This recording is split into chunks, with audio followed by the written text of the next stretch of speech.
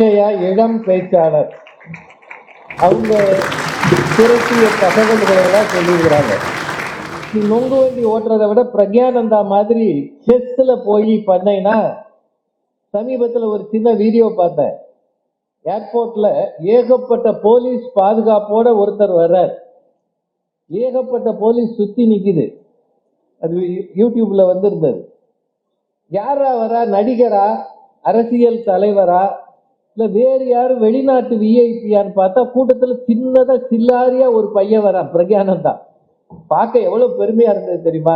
சாதாரண குடும்பத்தில் பிறந்த ஒரு பிள்ளை இன்றைக்கு ஜனாதிபதியையும் பிரதமரையும் பார்க்க போகிறார் என்றால் அவனுக்குள்ள இருந்த ஆற்றல், அதை அந்த பெற்றோர்கள் வெளிக்கொணர்ந்தது. அவனுடைய கோச், அவனுக்கு குருவாக இருந்தவர்கள் அவனை தூண்டி விட்டது.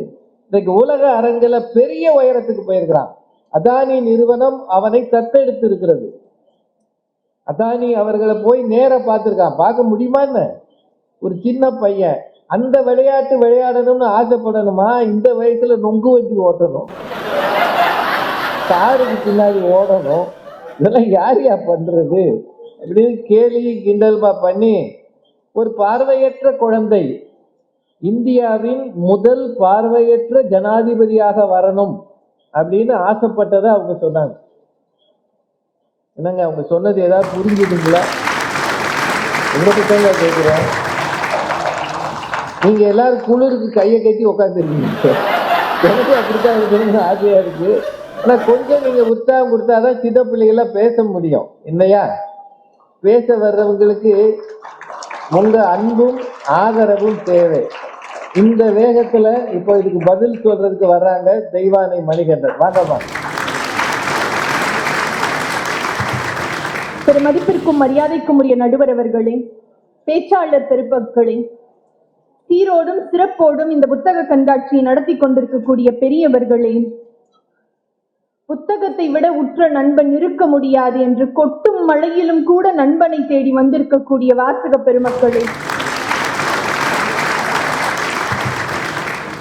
உங்கள் அத்துணை பேருக்கும் என்னுடைய மிக பணிவான வணக்கம்.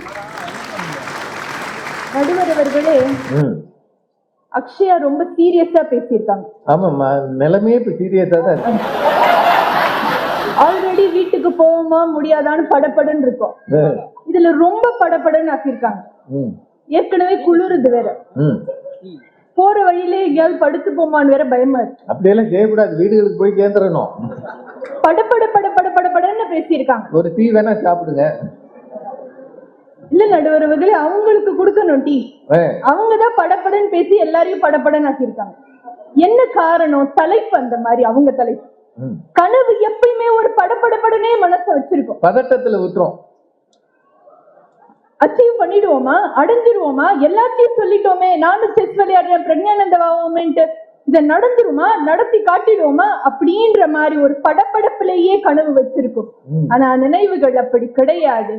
செஸ் விளையாடுற எல்லாரும் பிரக்ஞானந்தா ஆயிட முடியுமா? ஆனா நொங்கு வண்டி ஓட்டுற எல்லாருமே தான் வண்டிக்கு ராஜாவா தன்னால இருக்க முடியும். அதுவும் ராஜாவா தான் இருக்க முடியுமா? நானும் ஓட்டி இருக்கேன். அவங்க சொன்ன அந்த பாயிண்ட் எல்லாம் பாருங்களேன். பிரக்ஞானந்தா, அப்துல் கலாம் இதெல்லாம் எங்க இருந்து படிச்சிருப்பாங்க? ஒண்ணு நியூஸ் பேப்பர்ல படிச்சிருக்கணும், இல்ல புத்தகங்கள்ல படிச்சிருப்பாங்க. ஆனா அவங்க பேசினது என்ன சொன்னாங்க? இது கனவு மேடைன்னு சொன்னாங்க. 4 பேர் கை தட்டுவாங்கன்ற கனவோட தான் இருக்கீங்க. இப்ப கனவு மேடையில கூட நீங்க என்னைக்கோ படிச்ச ஒண்ணு நினைவுல இருந்து எடுத்து நீங்க சொல்லணும்ன்ற ஒரு நிர்பந்தத்துல தாங்க இருக்கீங்க. நடுவர் அவர்களே, கனவுகள் என்பது ஒரு வைராக்கியத்தை கொடுக்கின்றதுன்னு சொன்னாங்க. உண்மை, கனவுகள் வைராக்கியத்தை கொடுக்கலாம், மூளைக்கு ஒரு கௌரவத்தை கொடுக்கலாம். ஆனால் நினைவுகள் இருக்கின்றதே, அதுதான் காயப்பட்ட மனதிற்கு மருந்தாக இருக்கும். நிறைய வீட்டுல இன்னைக்குமே அம்மா தவறி போனதுக்கு அப்புறம் இல்ல மனைவி இல்லைன்றதுக்கு அப்புறம் அவங்களோட ஒரு புடவையை மட்டும் எடுத்து பத்திரமா வச்சிருப்பாங்க சார். வச்சுட்டு அந்த புடவையில படுத்து தூங்கினாதான் தூக்கம் வருதுன்னு சொல்லுவாங்க. இன்னும் சில வீட்டுல அப்பாவோட கடிகாரத்தை நான் கையில கட்டிக்கிறேனே அப்படின்னு சொல்லிட்டு பையன் வாங்கிப்பான். இப்போ ஒவ்வொரு தடவையும் பாருங்க, கடிகாரத்தை கட்டும் போது கடிகாரத்தையா கையில கட்டுறோம், அந்த மணிக்கட்டுல அப்பாவோட அத்தனை நினைவுகளையும் சேர்த்து கட்டுறது இல்லையா? ஒவ்வொரு முறையும் அந்த சேரையில படுக்கும் போது சேலையிலா படுக்கிறோம், அம்மாவின் வாசனையிலும் அவளுடைய நினைவுகளிலும் தானே முகத்தை கிடைக்கின்றோம். அப்ப ஒரு வைராகியத்தை கொடுப்பது கனவாக இருக்கலாம், ஆனால் காயப்பட்ட மனதிற்கு மருந்தாக இருப்பது நேற்றைய நினைவுகள் தான். இன்னும் சொல்ல போனா நினைவுகள் பொக்கிஷமானது. நிறைய வீட்டுல ஒருவேளை கணவன் இல்ல மனைவி இல்ல அப்படின்னா வேற வீட்டுக்கு போகவே வரமாட்டாங்க சார் பெரியவங்க. இல்ல நான் இங்கே வாழ்ந்துடுறேன், இங்கே இருந்துடுறேன் அப்படின்னு சொல்லுவாங்க. ஏன் இல்ல 23 வருஷம் ஆச்சு, 25 வருஷம் ஆச்சு, பழைய வீடு விட்டு வேற வீட்டுக்கு போயிடலாமே அப்படின்னா, இல்ல அவரோடு இருந்த நினைவுகள் எனக்கு இங்க இருக்கு, இந்த வீட்டுல இருக்கும் போதுதான் எனக்கு சுகமா இருக்கு அப்படின்னு பழைய வீடு கூட பொக்கிஷமாக்கி கொடுப்பது நினைவுகள் தான். அப்படியா சொன்னாங்க, துன்பமான நினைவுகள் இல்லையா, எல்லா வாழ்க்கையில நடக்கிறதெல்லாம் நினைவுகள் ஆகிறாது. உண்மை, வாழ்க்கையில நடக்கிறதெல்லாம் நினைவுகளா? அவை எல்லாம் நிகழ்ச்சிகள். எது எது நினைவுகள் ஆகின்றது? எது ஒன்று நம் மனதை தாக்குகின்றதோ, இல்லை எது ஒன்று நம்முடைய மனதிற்கு அருகில் வந்து நிற்கின்றதோ, எதை ஒன்றை நம் மனது மறக்க முடியாமல் இருக்கின்றதோ அதுதான் நினைவாகின்றது. நிகழ்ச்சி வேற, நினைவு வேறையா? நிகழ்ச்சிகள் வேறு, நினைவுகள் வேறு. குழப்புறீங்க. அது கனவோட பிரச்சனை. கனவுதான். கனவுலயே மிதக்கும் போது எப்படி இருக்கு? அப்ப அவங்க சொன்னாங்க, துன்பமான நினைவுகள் இல்லையா, துன்பமான ரணமான நினைவுகள் இல்லையான்னு உண்டு. நீங்க காணுகின்ற கனவுக்கு கூட நினைவுகள் தான் விதையாக இருக்கின்றது. அந்த நினைவுகளாலதான் நீங்க மேல மேல போகணும்னு சொல்லிட்டே நினைக்கிறீங்க. நடுவர் அவர்களே, நினைவுகள் என்பது மனதிற்கு நெருக்கமானது, மனதை லேசாக்குவது, மனதிற்கு சுகமானது. ஆனா கனவு என்பது காணல் நீரை போல, கிட்ட வந்துட்டோன்னு தோணும், கிட்ட வரும்போது அது இல்லாம போயிடும். நாளைக்கு கிட்ட வந்துருவோன்னு தோணும், இன்னும் ஒரு நாள் இழுக்குதேன்னு சொல்லி இருக்கும். கனவு என்பது நிழல், நினைவு என்பது நடந்த ஒன்று, அது நிஜம். நிஜம். அப்ப நிழலை பார்த்து நான் சந்தோஷப்படுவேனா, இந்த நிஜத்தை பார்த்து நம்முடைய மனம் மகிழ்ச்சி அடையுமா? நிஜத்தை தான் பார்க்கணும். உங்களுக்கு ஒரு 3 பேர் ரசிகர் இருக்காங்கன்னு நினைக்கிறேன். அது நிஜம். எனக்கு இல்ல நடுவர் அவர்களே, நினைவுக்கு. நினைவுக்கு. நடுவர் அவர்களே, நம்ம ஊர்ல என்ன பண்ணுவாங்க, பெரும்பாலும் பெரியவர்களுடைய பெயர்களை, இந்த ஏதாவது ஒரு ரோடுக்கு போனீங்கன்னா பாரதி தெரு அப்படின்னு இருக்கும், இன்னும் கொஞ்சம் தள்ளி போனோம்னா பாரதிதாசன் தெரு அப்படின்னு சொல்லியிருக்கோம். இந்த மேடைகள் எல்லாம் ஏதாவது ஒரு பரிசு கொடுப்பாங்க, அது நினைவு பரிசு அப்படின்னு சொல்லுவாங்க. ஆமா, நினைவு பரிசு சொல்லி கொடுப்பாங்க.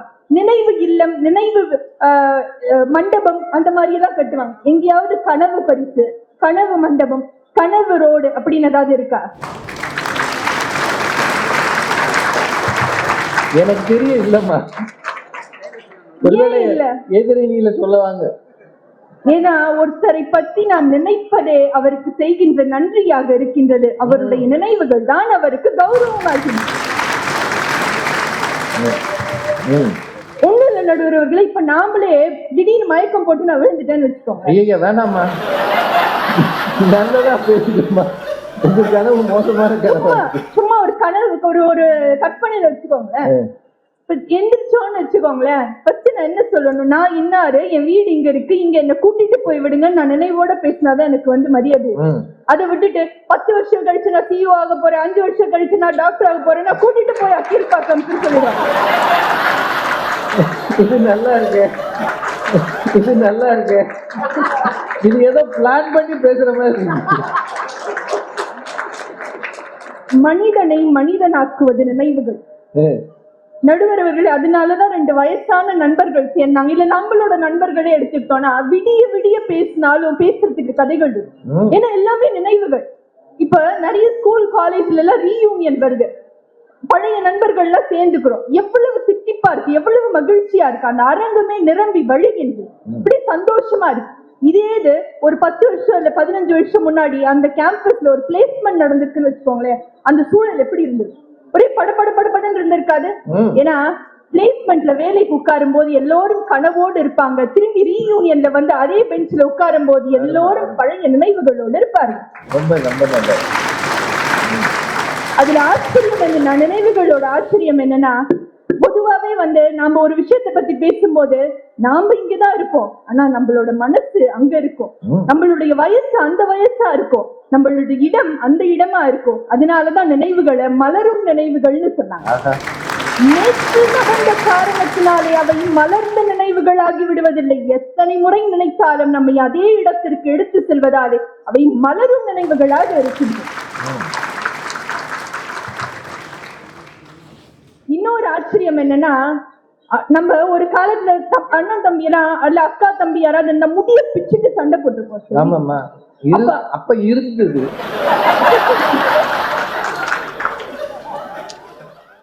அப்ப அம்மா வந்து அடிச்சிருப்பாங்க, அழுதுருப்போம். இன்னைக்கு அந்த நினைவை யோசிச்சு பார்த்தா சந்தோஷமா இருக்கு. அப்ப அம்மா கையில சாதத்தை உருட்டி உருட்டி வச்சிருப்பாங்க, அதை சாப்பிட்டுருப்போம், சந்தோஷமா சாப்பிட்டுருப்போம். இப்ப நினைச்சா அப்படி நெகிழ்ச்சியா கண்ணுல தண்ணி வரும். அழுத நினைவுகள் சிரிக்க வைக்கும், சிரித்த நினைவுகள் அழ வைக்கும். இதுவே நினைவுகளுடைய பெருமை. நடுவர் அவர்களே, ஒண்ணும் இல்ல, ஒரு போன் வாங்குறேன், பக்ஷியா போய் போன் வாங்குறாங்கன்னு வச்சுக்கோங்களேன். 50,000 1,00,000 80,000 போன் ரேட் எக்கச்சக்கமா இருக்கு. எந்த போன் எடுத்தாலும் போன் கிளாரிட்டி நல்லா இருக்கான்னு பாக்குறோமா, போட்டோ கிளாரிட்டி நல்லா இருக்கான்னு பாக்குறோமா? Photo clarity. ஏன் இங்க நின்று ஒரு போட்டோ எடுக்கணும், அங்க நின்று ஒரு போட்டோ எடுக்கணும்னு சொல்லி நினைவுகளை சம்பாதிக்கத்தான் மனிதர்களே விளைகின்றனர். ஆனா அக்ஷயா மட்டும் அடுத்து என்ன பண்ணலாம் அடுத்து என்ன பண்ணலாம்னு சொல்லிட்டு கனவுலே இருப்பாங்க போல. அந்த அணி மட்டும் போனை வாங்கி திட்டம் போடுவாங்க. நடுவர் அவர்களே, ஒன்றை சொல்லி நிறைவு செய்கின்றேன். கனவு மேடை என்று அவர்கள் சொன்னார்கள். நியூசிலாந்துல ஒரு சின்ன இளம் பெண் எம்பியாக, இளம் பழங்குடியினர் பெண் எம்பியாக பதவியேற்றார். அந்த பார்லிமெண்ட்ல அவங்களுடைய பேச்சு இருக்கின்றதே ரொம்ப ரொம்ப வைரலா இப்ப சுத்தி போய்கிட்டே இருக்கு. என்ன காரணம்? அது கனவு மேடையாக இருந்தாலும் கூட தன்னுடைய இனத்தை நினைவுபடுத்துகின்ற வகையிலே அந்த மவோரி இனத்தை சார்ந்த ஹக்கா எனப்படும் போர் அறைக்கூவலை அந்த அரங்கத்திலே அவர் பதிவு செய்தார். கனவு மேடையில் கூட அவர் தன்னுடைய இனத்தை நினைவுபடுத்தின காரணத்தினாலேதான் இன்னைக்கு ரொம்ப ரொம்ப வைரலா அது பாப்புலரா போயிட்டு. இப்ப கனவுகள் கூட, கனவு மேடைகளில் கூட நினைவுகள் தான் நிற்கின்றன என்றால், அதனாலதான் பாரதி சொன்னார், கனவு மெய்ப்பட வேண்டும், கைவசமாவது விரைவில் வேண்டும் என்ற வரிக்கு முன்னாடி வரியாக நினைவு நல்லது வேண்டும், நெருங்கின பொருள் கைப்பட வேண்டும் என்று கனவுக்கு முன்பே நினைவை பாரதி வந்து வைக்கின்றார். நினைவுகள் என்பது இனிமையானது நடுவர் அவர்களே. எத்தனை முறை நினைத்தாலும் இனிமையாகத்தான் இருக்கும். கனவு என்பது இனிப்பானது. ஒரு அளவுக்கு மேல இனிப்பு போயிடுச்சுன்னா சுகர், டயாபெட்டிஸ் எல்லாம் வந்துடும். எனவே இனிமேல் வராது. நடுவர் அவர்களே, ரொம்ப தூரம் நடந்த பிறகு அந்த பாதையில நம்ம நடந்து வந்த பாதையை திரும்பி பார்க்கும் போது, பாடா இவ்வளவு தூரம் வந்துட்டோம் அப்படின்னு ஒரு சுகம் இருக்கும். அதுதான் நேற்றைய நினைவுகள் தருகின்ற சுகம். இன்னும் இவ்வளவு தூரம் நடக்கணுமே அப்படின்னு சொல்லும் போது ஒரு பெருமூச்சு இருக்கும். அந்த பெருமூச்சு அவ்வளவு மகிழ்ச்சியாக எனக்கு தெரிந்து இருக்காது. எனவே நடுவர் அவர்களே, வாழ்க்கையில் மகிழ்ச்சி நேற்றைய நினைவுகளே என்று சொல்லி நல்ல வாய்ப்பிற்கு நன்றி கூறுவதை தருகிறேன். நன்றி. என்ன அருமையா பேசியிருக்காங்க. என்ன இருந்தாலும் சீனியர் ஸ்பீக்கர்னா அது ஒரு ஆளுமை தானே. என்னென்ன கேள்விகள் கேட்டிருக்காங்க பாருங்க. நீண்ட தூரம் நடந்த பிறகு திரும்பி பார்க்கிறோம், ஆஹா இவ்வளவு தூரம் வந்துட்டோமேன்னு.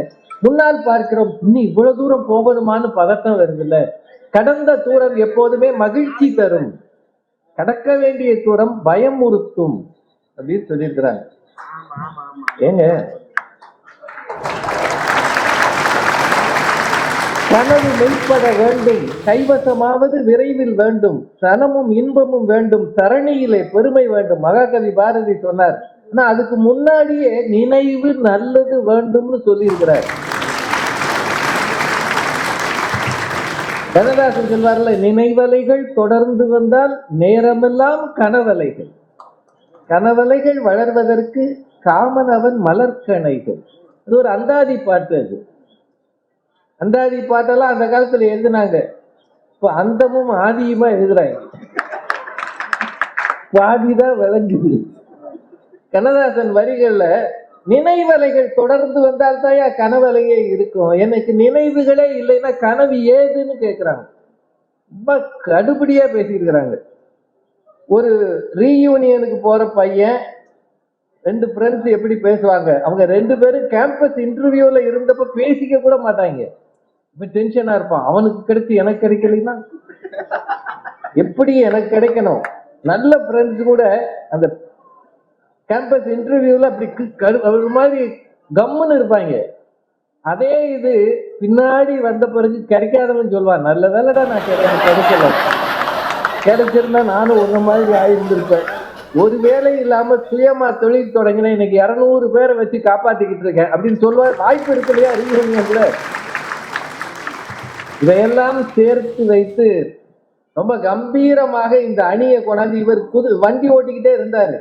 இவங்க வானத்துல பறந்துட்டாங்க. இப்போ இதுக்கு பதில் சொல்லணும் தம்பி சிவகுமார். வாங்கய்யா, இன்னும் நல்லாவே கைப்பற்றலாம்யா.